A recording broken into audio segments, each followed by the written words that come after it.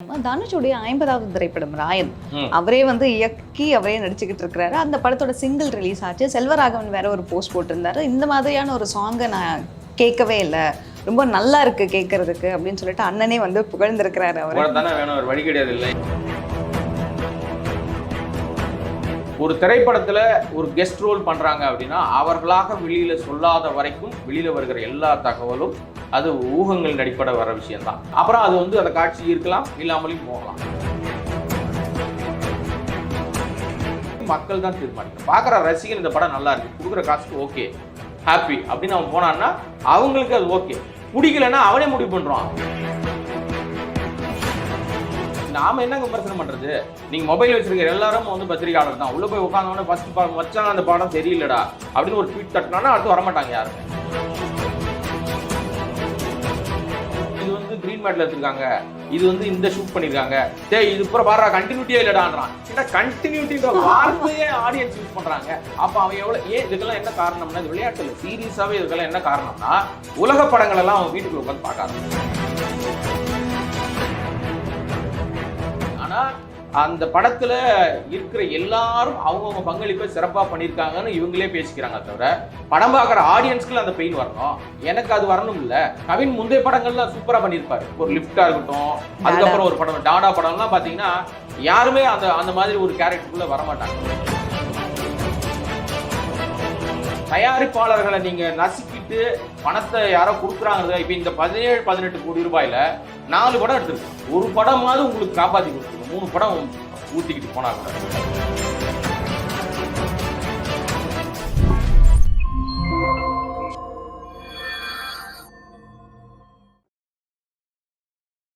வணக்கம் கொடாங்கி சார். வணக்கம், எப்படி இருக்கீங்க? நல்லா இருக்கம்மா.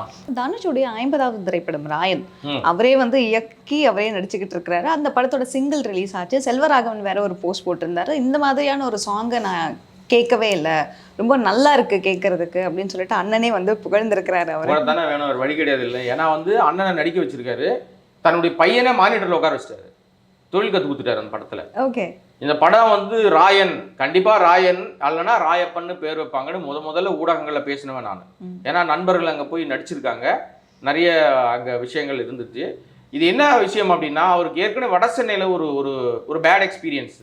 நார்த் சென்னை வட சென்னை மக்கள்கிட்ட தனுஷ்க்கு ஒரு பேட் எக்ஸ்பீரியன்ஸ். ஏன்னா அந்த படத்துல வந்து அந்த வடசென்னை மக்களை வந்து ஒரு மாதிரி தப்பா போர்ட்ரேட் பண்ணிட்டாங்க.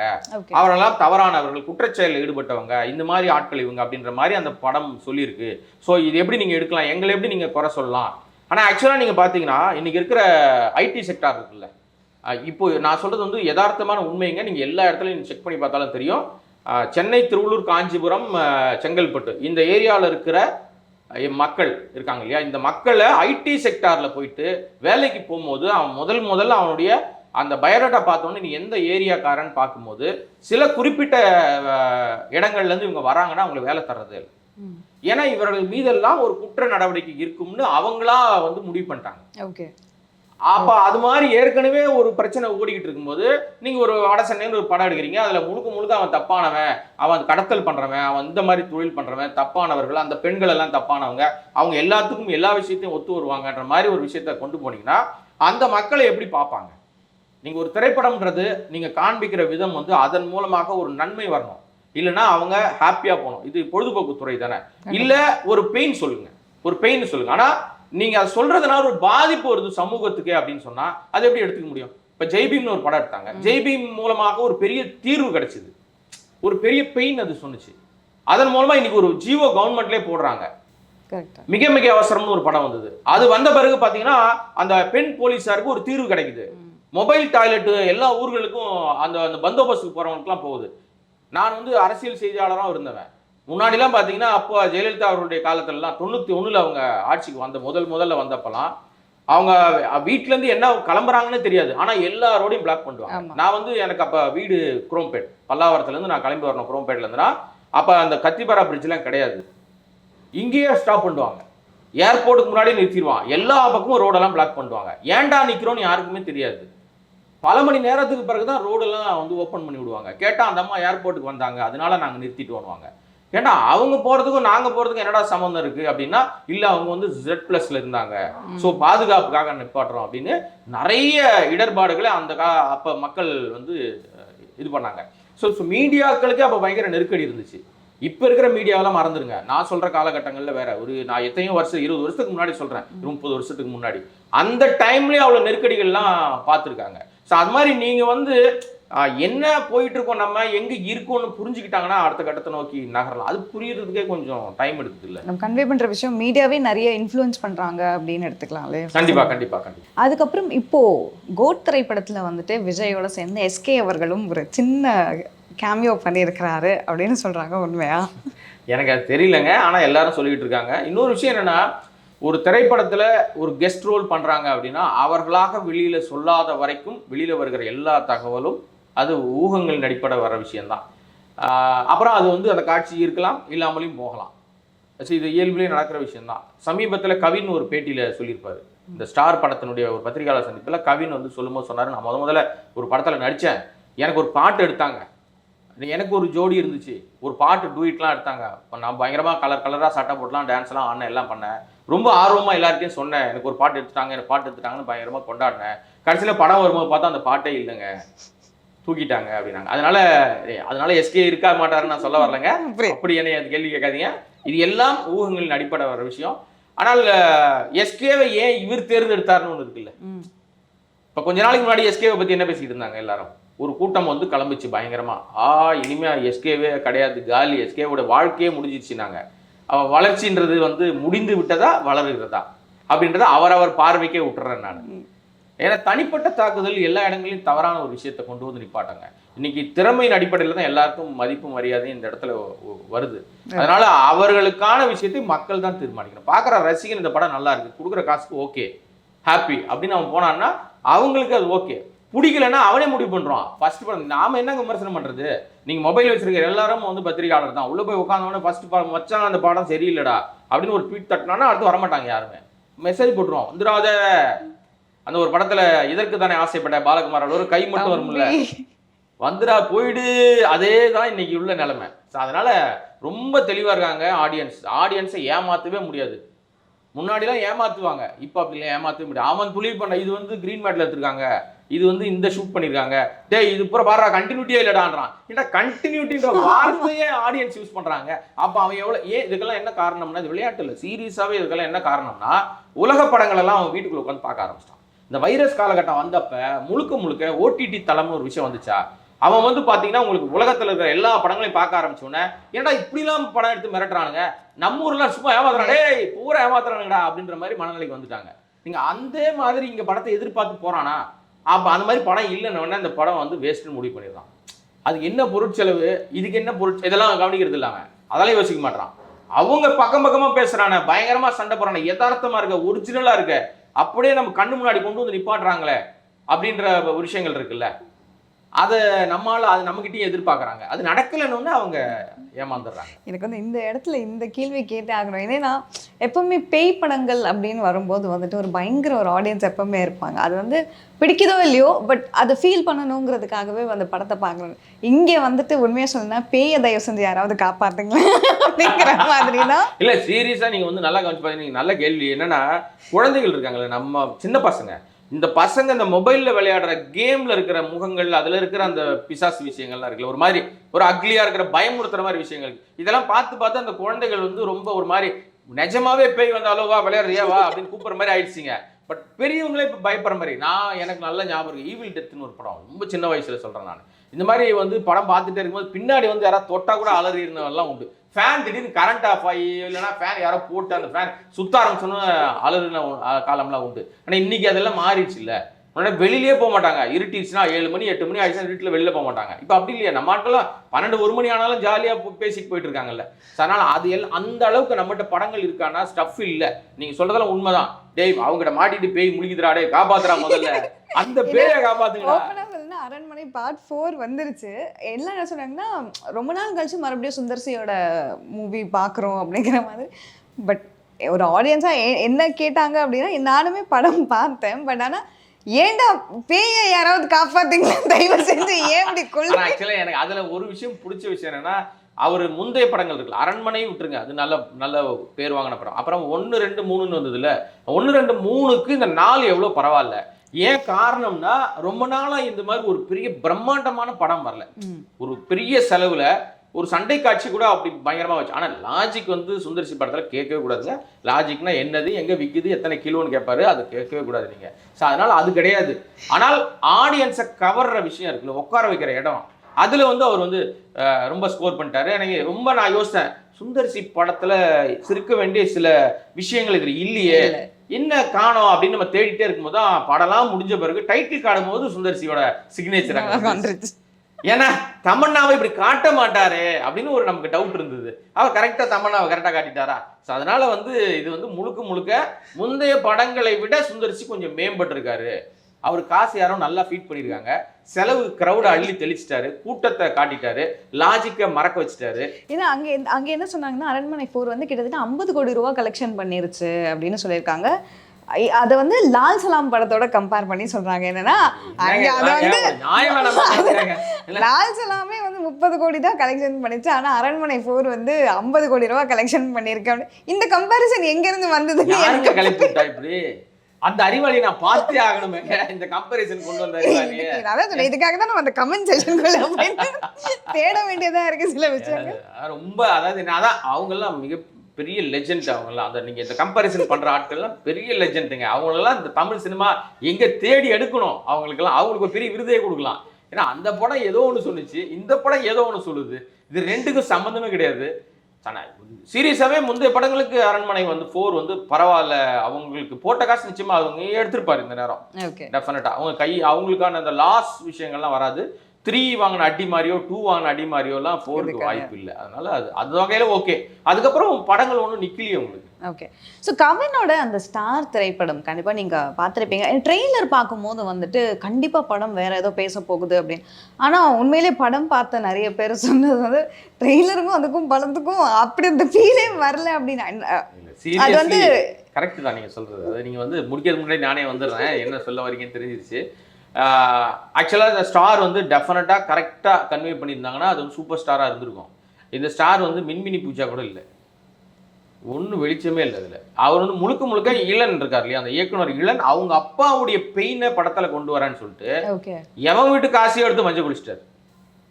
இதுக்கு எவ்வளோ செலவு தெரியுமாங்க? உண்மையிலே பயங்கர, ரொம்ப நான் வந்து வருத்தத்தோடு சொல்கிறேன். இதற்கு செலவு தொகை கிட்டத்தட்ட 2 இலக்கத்தில் செலவு பண்ணுங்க, கோடிகள், கிட்டத்தட்ட 17-18 கோடி ரூபா செலவு பண்ணதா சொல்கிறாங்க. முதல் நாள் கலெக்ஷன்லேயே 1.5 கோடி 2 கோடி தான் வந்துச்சுன்னாங்க. இப்போ கேட்டால் நாங்கள் பயங்கரமாக எங்களுக்கு வசூல் வருதுன்னு ப்ராபகண்டா போட்டு தள்ளிக்கிட்டு இருக்காங்க. வந்து இன்னைக்கோ நேற்று ஒரு அறிக்கை விட்டுருக்காரு. யாரோ வந்து தியேட்டரில் ஒருத்தர் பார்த்தாராம், அண்ணா அவங்களை வந்து ஹக் பண்ணிக்குவா, கட்டி பிடிச்சிக்குவான்னு கேட்டாராம். வந்து கட்டி பிடிச்சிக்கப்பானாராம். ஒரு அம்மா, ஒரு பேரண்ட்ஸ் வந்து அந்த கணவனும் மனைவியும் கண்ணீர் விட்டு அழுதாங்களாம். இவரும் பயங்கரமாக கண்ணீர் விட்டு அழுதாராம். யாரை ஏமாத்துறீங்க? அதில் ஒன்றும் அந்த அளவுக்கு அழுகுற மாதிரி ஒன்றுமே இல்லையே. நீங்கள் என்ன சொல்ல வரீங்க? முதல்ல நீங்கள் அந்த வலி வந்து கவின் கிட்ட ஏன் நீங்கள் ஃபுல்ஃபில்லாக வெளியே கொண்டு வரல? உங்களுடைய பெயின், உங்கள் அப்பாவுடைய ஸ்டில் பாண்டியனுடைய உணர்வுகளை நீங்கள் முழுமையாக வெளியில் கொண்டு வரணும்னா அதுக்கு என்ன மெனக்கட்டிங்க? ஆத்திரப்பட்டால் அது பெயின் வெளில வந்துருமா? கோவப்பட்டால் அது பெயின் வெளில வந்துருமா? அந்த ரெண்டாவது என்ன ரொம்ப இன்னொரு விஷயம் என்ன தெளிவாக தெரிஞ்சிச்சுன்னா, முதல் பாதி ஏதோ ஒரு நோக்கத்தில் எடுத்திருக்காங்க, அப்புறம் ரெண்டாவது பாதியில் வேறு ஒரு நோக்கத்தில் எடுத்திருக்காங்க. டேய் நீ இந்த பக்கம் போயிட்டாரு, பிரேக்கப்படி இந்த பக்கம் திரும்ப, பிரேக்கே இல்லப்பா அப்படின்ற மாதிரி ஓடிக்கிட்டு இருக்கு. என்ன சொல்ல வரீங்கன்னே முழுமையா இல்லை. ஆனா அந்த படத்துல இருக்கிற எல்லாரும் அவங்கவுங்க பங்களிப்பை சிறப்பா பண்ணியிருக்காங்கன்னு இவங்களே பேசிக்கிறாங்க, தவிர படம் பார்க்குற ஆடியன்ஸ்க்குள்ள அந்த பெயின் வரணும், எனக்கு அது வரணும் இல்ல. கண்டிப்பா கவின் முந்தைய படங்கள்லாம் சூப்பரா பண்ணியிருப்பாரு. ஒரு லிஃப்டா இருக்கட்டும், அதுக்கப்புறம் ஒரு படம் டாடா படம்லாம் பாத்தீங்கன்னா யாருமே அந்த மாதிரி ஒரு கேரக்டருக்குள்ள வரமாட்டாங்க. கதாநாயகி தேர்வு சுத்த மோசங்க, போச்சுக்கிட்டாலும் பரவாயில்ல, உண்மை அதுதான். 2 கதாநாயகி நாங்கள், அவங்க 2 பேரும் அவங்க கதாநாயகின்னு சொன்னாதான் நமக்கு கதாநாயகியே தெரியுது. இல்லைன்னா கவினுக்கு அக்காவா இல்லைன்னா அந்த மாதிரியா அப்படிதான் தோணுது. என்ன என்ன என்ன ஒரு செலெக்ஷன் அவங்க பண்ணாங்க, என்ன கன்வே பண்ணுறதுக்கு ட்ரை பண்ணாங்க. ஆனால் எல்லா பேட்டிகளும் சொல்கிறேன், எங்கள் அப்பாவுக்கு சமர்ப்பணம் நல்ல விஷயம்தான். அப்பா உங்கள் அப்பாவுக்கு சமர்ப்பணம்னா அந்த ரேஞ்சுக்கு ஏதாவது ஒரு பெயின்ஃபுல்லான விஷயத்தை கொண்டு வந்து கொடுத்துருக்கணும். இவ்வளவு பட்ஜெட் தேவையே இல்லைங்க. தயாரிப்பாளர்களை நீங்க நசுக்கிட்டு பணத்தை யாரோ கொடுக்குறாங்க. இப்போ இந்த 17-18 கோடி ரூபாயில 4 படம் எடுத்திருக்கலாம், ஒரு படமாவது உங்களுக்கு காப்பாற்றி கொடுத்துருக்கோம். 3 படம் ஊத்திக்கிட்டு போனா கூட ஸோ ஒரு படத்துலேயே உங்களுக்கான தொகை வரலன்னா அந்த தயாரிப்பாளரோட நிலைமை என்ன ஆகும்? அவங்க யாரும் பாக்கெட்டில் வச்சு இப்போ படம் பண்ணுறதில்ல, எங்கேயோ கடன் வாங்கி தான் பண்ணுறாங்க, யாரோ ஃபைனான்ஸ் பண்ணி தான் பண்ணுறாங்க. அவர்களை நீங்கள் கொண்டு வந்து தேர் எடுத்து தெருவில் விட்ட மாதிரி விட்டுட்டீங்க. ஆனால் என்ன போலியாக ஒரு பிம்பத்தை கட்டமைக்க ட்ரை பண்ணிட்டு இருக்காங்க. அதாவது சமூக வலைதளங்களில் ஊடகங்கள்லாம் இந்த படம் மிகப்பெரிய பிளாக் பஸ்டர் படம்னு ஒரு பெரிய மாய தோற்றத்தை உருவாக்கிட்டு இருக்காங்க. யங்ஸ்டர்ஸ் மத்தியில் ஒரு பெரிய, நீங்கள் சொன்ன மாதிரி ட்ரெய்லரை பார்த்து ஏமாந்துட்டான்டா அப்படின்ற மாதிரியே ஒரு தோற்றத்தை. ட்ரெய்லர் இந்த பெயின் வந்து படத்தில் இருக்கா? ரொம்ப வீதிகளில் சும்மா சுற்றிக்கிட்டு இருந்தாலே வந்து பெயின் வந்துருமா நமக்கு? சாப்பாடு வழி இல்லாமல் ஒரு குடும்பத்தை காமிக்கிறாங்க, அவன் அந்த குடும்பத்துக்கிட்ட போய் இவன் போய் அடைக்கலம் ஆகிற மாதிரி. அதுக்கு என்ன ரீசன்? அவன் எப்படி இவனை ஏற்றுக்கிட்டாங்க? அதுக்கு எங்கே நீங்கள் சொன்னீங்க? ஆஜிக்கு பார்க்கக்கூடாதுங்க சினிமா, அதுக்காக குறைந்தபட்ச நியாயம் வேணாமாங்க? ரொம்ப உள்ள போனோம் அப்படின்னா நீங்க மறுபடியும் ஒரு ரிவ்யூவுக்கு போயிருவீங்க. போதும். அதான் அதுதான் சொல்ல வரேன். எனக்கெல்லாம் ரொம்ப வருத்தம் என்னன்னா, நீங்க அப்புறம் தமிழ் சினிமா நல்லா இல்லை, மலையாள சினிமாவை கொண்டாடுறாங்க, வேறு மொழி படங்கள் வருதுங்க, ஓன்னு ஓடுதுன்னா ஏன் ஓடுது? கண்டென்ட் வச்சுக்கிட்டு வராங்க. அங்க வந்து நடிகர்களை மதிக்கிறதே கிடையாதுங்க. உண்மை என்னன்னா, மதிக்கிறது இல்லைன்றதுனா அவங்கள தரம் தாண்டி சொல்ல நான். அவர்களுக்கான முக்கியத்துவத்தை விட கதைக்கு முக்கியத்துவம் கொடுக்குறாங்க, ரைட்டருக்கு மரியாதை இருக்காங்க. மலையாள படம் ஏன் கொண்டாடுறாங்க? அங்கே ஒரு ரைட்டர்னு ஒரு கேரக்டர் இருக்காரு, இயக்குனர்னு ஒருத்தர் உட்காந்துருக்கு. நீங்க அங்கேயே போக வேண்டாம், கேரளாவே தமிழ்லயே சொல்றேன் கேளுங்க. பாரதி ராஜா மிகப்பெரிய லெஜெண்ட், ஒத்துக்கிறீங்கல்ல? செல்வராஜ்னு ஒருத்தர் இல்லைன்னா பாரதி ராஜாவே கிடையாது. செல்வராஜ் கதை கொடுக்குறாரு, பாரதி ராஜா டைரக்ட் பண்றாரு. செல்வராஜ் கதை கொடுக்குறாரு, பாரதி ராஜா டைரக்ட் பண்றாரு. ஒரு பெரிய கதை இலாக்கான்னு ஒன்று இருந்ததுங்க, இப்போ எங்க இருக்கு? 24 கிராஃப்ட், மொத்தம் 24 கிராஃப்ட் ஒருத்தரே போட்டுப்பாரு. அது என் தலைவன் டிஆருக்கு மட்டும்தான் பொருந்தும், வேற யாருக்கும் பொருந்தாது, என் நண்பர். அதனால அவரை வந்து நம்ம வந்து உண்மையிலேயே அவருக்கு அது பொருந்தும். ஏன்னா எல்லா துறையிலையும் அவர் அவ்வளவு தூரம் மெனக்கட்டு ஒர்க் பண்ணிக்கிறாங்க. இன்னைக்கு காசு இருந்தால் போதும்னு நினைக்கிறாங்க. இயக்குனர் அவரே, தயாரிப்பாளர் அவரே நடிகர், அவரே எடிட்டர், அவரே கேமராமேனு, இன்னும் என்னென்னலாம் போட்டு. இப்போ சமீபத்தில் கூட ஒரு படத்தினுடைய விளம்பரம் பார்த்தேன் நான், மொத்தம் போட்டிருக்காரு, ஒரு துறையை மட்டும் விட்டாரு. அதனால அப்போ சினிமா வரல எங்களுக்கு, நாங்கள் வேற மொழியிலேருந்து வரோம்னா வரத்தான் செய்வாங்க. அங்கே கண்டென்ட் நல்லா இருக்கு. இப்போ வந்த படங்கள் எல்லாத்தையும் எடுத்து பாருங்களேன். இப்போ நீங்கள் மஞ்சுமல் பாய்ஸ் ஓடின அளவுக்கு பிரேமலு ஓடிச்சானா ஓடல, பிரேமலு ஓடின அளவுக்கு ஆவேசம் ஓடிச்சானா ஓடல, குறையுது. ஆனாலும் அந்த படத்தை கொண்டாடுறாங்க. மாளிகாபுரம்னு ஒரு படம் வந்தது கொஞ்ச நாளைக்கு முன்னாடி. இங்கே சபரிமலைக்கு போகிற அந்த கதை எல்லாருக்கும் தெரியும். சபரிமலைக்கு மாலை போட்டு போகிற எல்லாருக்கும் அந்த வழிபாட்டு முறைகள், அந்த விஷயங்கள் எல்லாருக்கும் தெரியும். அது வந்து அந்த மதத்தை அவங்க பின்பற்ற ஆட்களாக இருந்தாலும் சரி, அப்பார்ட் ஃப்ரம் ரிலீஜனில் யார் இருந்தாலும் சபரிமலைக்கு போகிறதுன்றது இப்படி தான் போவாங்கன்னு எல்லாருக்கும் தெரியும். ஒரு குழந்தை ஆசைப்படுது. ஏன் ஆசைப்படுது? என்னை கூட்டு போகிறேன்னு சொன்ன எங்கள் அப்பாவை வந்து கூட்டு போயிட்டாரு அந்த சாமி. அவரு இயல்புல கடன் வாங்கியிருப்பாரு, கட்ட முடியல, செத்து போயிருப்பாரு, அதான் கதையில். ஆனால் அந்த குழந்தை அந்த இடத்துக்கு போச்சா போலியான்னு ஒரு டிராவல் போயிருக்கும். எனக்கு மலையாளம் தெரியாதுங்க சீரியஸாகவே. நான் படத்தை இங்கே சென்னையில் ஒரு தியேட்டரில் படம் பார்க்குறேன். படம் பார்க்கும்போது ஆரம்பிக்கும் மலையாளத்தில் தான் ஆரம்பிக்குது. மலையாளத்தில் ஆரம்பிச்சு 5 நிமிஷம் கதை நமக்கு தெரியும் இல்லையா? தெரிஞ்ச பிறகு நம்ம கதைக்குள்ளே ட்ராவல் ஆகிட்டோம்.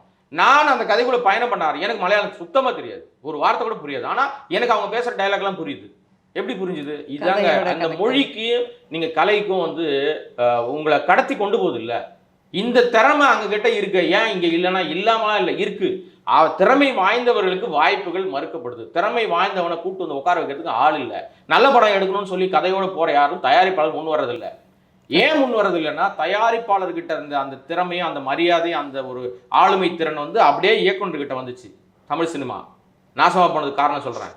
தயாரிப்பாளர் முதலாளியாக இருந்தவன் எப்போ வந்துச்சுன்னா இயக்குனர்கிட்ட வந்துச்சா? இப்போ இயக்குனர்கிட்ட இருந்து நடிகர்கிட்ட போயிடுச்சு. நடிகர் தான் டிசைட் பண்ணுறாரு, இந்த இயக்குனர் வரலாம், இந்த கேமராமேன் வரலாம், இந்த ப்ரொடக்ஷன் பாய் வந்தால் தான் அந்த சோறு போடணும், இந்த இடத்துல தான் சோறு நல்லா இருக்கும், இந்த ஹோட்டலில் போ வறுத்த மீன் அங்கே தான் இருக்கும். இதெல்லாம் நிறைய நான் வந்து வெளியே பேச ஆரம்பிச்சா நிறைய தப்பாயிரும். அதனால அதெல்லாம் வேண்டாம். ஏன்னா இந்த துறை நல்லா இருக்கும்னு நினைக்கிற எல்லாரும் என்ன நினைப்பாங்க தெரியுமா? கூட்டு முயற்சியில் வந்தால் தான் ஜெயிக்க முடியும். ஒருத்தனால ஜெயிக்கவே முடியாது. இந்த வெற்றி வந்து அப்பார்ட் ஃப்ரம் ஆட்கள் யாராக இருந்தாலும். ஆனால் வெற்றி வந்து யாரை போகணும்னா ஒருத்தரை நோக்கி தான் போகும், இயக்குனருக்கு தான் சேரும் எல்லாமே. ஆனால் எல்லாம் உழைச்சிருப்பாங்க. அந்த எல்லாருக்கும் அங்கீகாரம் கொடுத்து பாருங்களேன். அவங்க எல்லாம் வெளியே போய் என்ன சொல்லுவாங்க? அந்த கம்பெனிக்கு போன வேலை பார்த்தோம்பா, ரொம்ப நம்மளை திருப்தியாக வச்சுருந்தாங்க, கரெக்டாக வச்சுருந்தாங்க, நம்ம கேட்ட காசுக்கு மேலே கரெக்டாக காசு கொடுத்தாங்க, ஆனால் காசை குறைக்கல, கரெக்டாக பேசுனாங்க, கொடுத்துட்டாங்க. அவங்க அந்த கம்பெனி கூப்பிட்டாங்கன்னா திரும்பி வந்து நிற்பாங்க. இப்படி பண்ண ட்ரை பண்ணிங்கன்னா ஏன் சினிமா மேலே வராது? இன்னும் எத்தனையோ கதையோடு வச்சிருக்கிற இளம் இயக்குனர்கள், உதவி இயக்குனர்கள் பல பேர் கதை வச்சிருக்காங்க, நிறைய பேர். அவங்களெல்லாம் யாராவது போய் வந்து தயாரிப்பாளர்கள், நீ படம் பண்ணுற கார்பரேட் ஆட்கள் யாருன்னா கூப்பிட்டு கதை கேட்குறாங்களா? கேட்கவே மாட்டாங்க. சில கம்பெனி இருக்குது, கம்பெனி பேர்லாம் சொல்ல மாட்டா, வருத்தப்படுவாங்க. அந்த கம்பெனிகள்லாம் கதையை வாங்கி வச்சுக்கோம். வாங்கி வச்சுட்டு கதை கேட்டு உனக்கு நான் பண்ணுறேன் வாய்ப்பு கொடுக்குறேன்னு உட்கார வச்சுக்கோம். 1 மாதம் 2 மாதம் உட்கார வச்சுட்டு அனுப்பி விட்றோம். அப்புறம் ஒரு 6 மாதம் கழிச்சு திருப்பி கூப்பிட்டு இந்த கதையை நாங்கள் பண்ணலன்னு கொடுத்து அனுப்பிடுறோம். ஒரு 3 மாதம் கழிச்சு இந்த ப்ராசஸ்லாம் ஓடி 9 மாதம் ஆகிடுதா, இந்த ப்ராசஸ்லாம் பார்த்து இவருடைய கதையில் வேறொரு தலைப்போடு ஒரு படம் வரும். இதே கதையிலேருந்து சில விஷயங்களை எடுத்து பண்ணுவாங்க. ஏன்னா சங்கங்கள் மீதே பெரிய நம்பிக்கைகள்லாம் கிடையாது. இன்னைக்கு நிறைய கதைகள், திருட்டு கதைகள் வருது, கதை திருட்டு நடக்குது அப்படின்ற விஷயம் இருக்குல்ல. இது எல்லா இடங்களும் எங்க இருந்து வருதுன்னா, நிச்சயமாக சரியான புரிதலோடு இருக்கிற விஷயங்கள் எல்லாமே ஒரு விஷயத்தை எடுத்துடுறாங்க. எடுத்து போய் எங்கேயோ ஒரு இடத்துல சொல்லிடுறாங்க. அப்ப அவங்களோட அறிவு, நீ காசு திருட்டா கூட வந்து அவன் ஏதோ வறுமைக்கு திருடிட்டான், காசு ஏதோ ஒரு பசிக்கு எடுத்துட்டான்னு கூட சொல்லிடலாங்க. அறிவு திருடர்களை மட்டும் ஏத்துக்கவே முடியாது. அது இங்க நிறைய நடக்குது. கதை திருடி படம் பண்றதுக்கு நிறைய இருக்குங்க. எத்தனை வழக்குகள் இருக்கு நீதிமன்றத்துல, எத்தனை வழக்குகள் பஞ்சாயத்தா இருக்கு, எவ்வளோ விஷயங்கள் இன்னும் நடந்துகிட்டே இருக்கு. அமைப்புகள் கிட்ட பிரச்சனைகள் இருந்துகிட்டு தான் இருக்கு. ஆனா எல்லா அமைப்புகளும் பிரச்சனையோட இருக்கு. அதான் ப்ராப்ளம். அமைப்புகள் கிட்ட பிரச்சனை இருக்குன்னா தீர்க்கணும்னா அமைப்புகள் சரியா இருக்கணும். அமைப்புகள் கிட்ட பிரச்சனை இருக்கு. ஸோ அதனால அது பாருங்க, இங்க இருக்கிற எல்லா அமைப்புகளும், தயாரிப்பாளர் சங்கம் ஒன்னா இருந்தது, கட்டுக்கோப்பா இருந்துச்சா, உடஞ்சி செதறி தனித்தனியா இருக்கு. நடப்பு தயாரிப்பாளர் சங்கம்னு ஒன்று இருக்குது. அப்ப நடக்காத தயாரிப்பாளர் சங்கம் ஒன்று இருக்கா, அது ஒரு தயாரிப்பாளர் சங்கம் இருக்கு. கில்டு ஒரு அமைப்பு. கில்டு அமைப்புல கிட்டத்தட்ட ஒரு 10-12 வருஷமா ஒரே நபர் உட்கார்ந்துருக்காரு, தலைவர் நான் தான் சொல்லிட்டு. ஆனா அங்க வேற யாரும் உள்ளே போக முடியாது. அவர் மட்டும் 1 மேன் ஷோ உட்காந்துட்டு இருக்காரு. இன்னொருத்தர் தனியா, ஜெயிச்சவங்க யாருமே இல்லை. இது வரைக்கும் 2 வருஷத்துக்கு ஒரு எலெக்ஷன் நடக்கும். நடந்து பல முறைக்கு கோர்ட்டு கேஸ் ஆகிட்டு இருக்காங்க. இருக்கு ஒரு ஏதோ இருக்கு, ஆனா அங்க யாரு இருக்கா, இல்ல ஆனா இருக்கு. அது மாதிரிதான். ஸோ கோடாங்கி சார், வழக்கம் போல நிறைய விஷயங்கள் நம்ம பேசணும். எல்லாம் இருக்கு, ஆனா நீங்க சொன்ன மாதிரி இருக்கு ஆனா இல்லை, செயல்படும் அதுக்காக தோணும் போது அப்படின்னு நம்ம எடுத்துக்கலாம். அடுத்து நீங்க சொன்ன மாதிரி இங்கே திறமை உள்ளவங்களை தேடி கண்டுபிடிச்சி அவங்களுக்கான அந்த வாய்ப்பை வழங்கணும் அப்படின்னு நம்மளும் நம்ம ஆசைப்படுற மாதிரி அது நிஜமா நடக்கணும் அப்படின்னு நம்ம ப்ரேயர்ஸ் தான் பண்ண முடியும், வேற என்ன பண்ண முடியும் அப்படின்னு.